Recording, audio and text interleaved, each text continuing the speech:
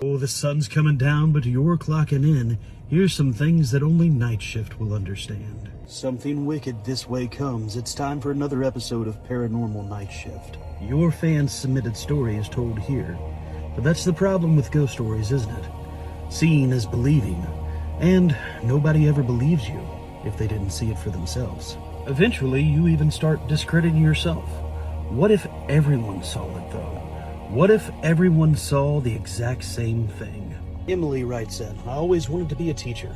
See, I have ADD and I'm dyslexic, so I understand that not all kids learn the same, so you can't teach all kids the same.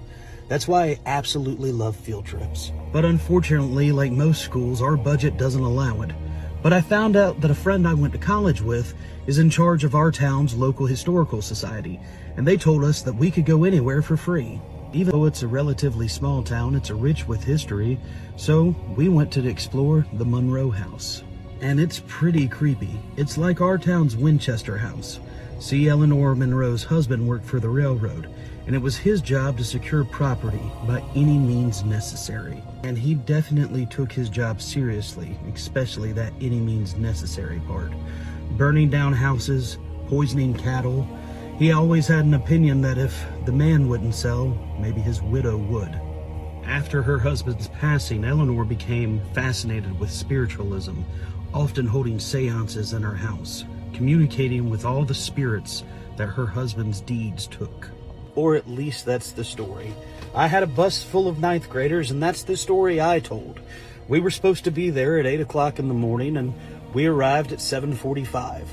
As I'm getting 40 or 50 9th graders off of the bus, a lady comes out from the second-story balcony, dressed in period clothes.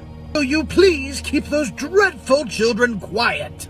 She went back inside, but we could see her peeking through the windows a couple of times. Everybody just kind of laughed. This is going to be a fun day. But then I get a text message from my friend. I'm running late. I'll be there to open the door in a couple of minutes. Sorry, guys, but I'm the only one working today. And sure enough, he was the only employee working that day. The front door was bolted shut. Nobody would have been inside. And he wore jeans and a t-shirt. Nobody was dressed in period clothes. I felt my stomach drop when I saw the picture of Eleanor at the top of the staircase.